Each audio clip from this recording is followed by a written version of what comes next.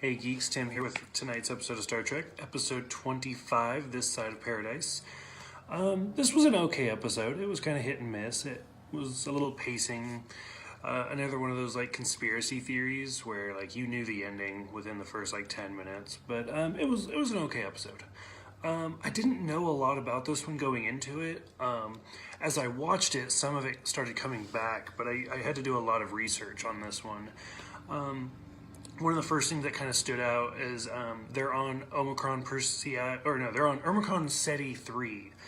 And that like sent up the red flag of Futurama. And I couldn't remember where Erg was from. And I had to look it up because I thought it was the same thing. But Erg is from Omicron Persei 8. And I was like, oh, they clearly got that from Star Trek, like most of that show is.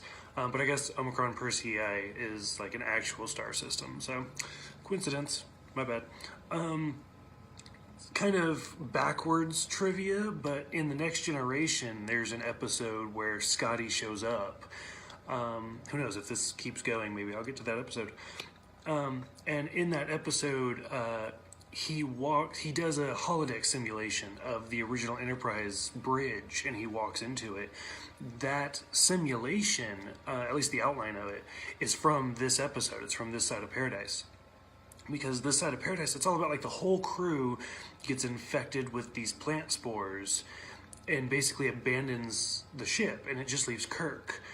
And so yeah, there's one scene where the bridge is completely empty and then the doors open and Kirk walks in. And that scene, that split second where the bridge is completely empty, is where they took for the Next Generation Relics episode to recreate the bridge. So I thought that was actually pretty interesting. I didn't know that. I had to look it up.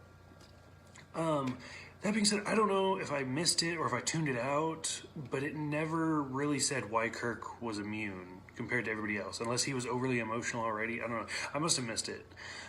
Because a lot of things like this, they just have really quick throwaway lines like, oh shit, how do we like explain why Kirk? Well, because he's blonde. So it's one of those things that didn't make sense to me, but I guess I thought too much into it.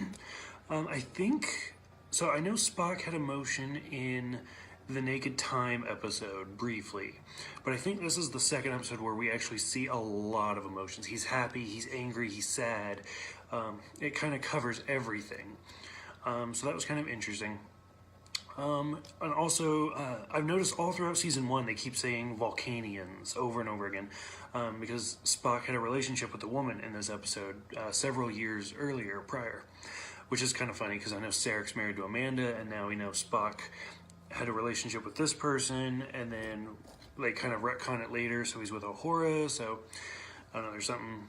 Sarek likes humans, Spock likes humans.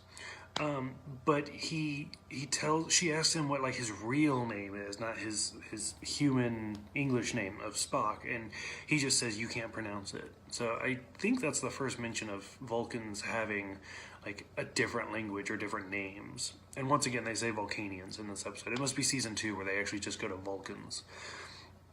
A few episodes ago in Tomorrow's Yesterday, they put food replicators in, or food synthesizers as they're called, in the transporter room. And they did it just for that episode to kind of, when they have one of the guards in the transporter and he's locked in there, they do it so he can have some chicken soup. And that's the whole reason they put that piece in the set.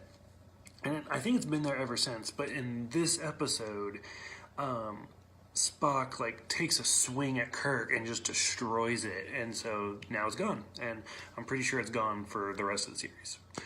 I think that about covers it for this episode. It's pretty straightforward. Like, it's kind of interesting. It's just everybody's under the influence of drugs, not doing what they normally do, and Kirk saves the day. So it's a pretty standard episode. It's not great. It's not great. It's not terrible. It is what it is. Tomorrow's episode is Devil in the Dark, which I do remember this one. This one's a great one. But for this one, for This Side of Paradise, have you guys seen it? What did you think? Let me know, and I'll see you tomorrow.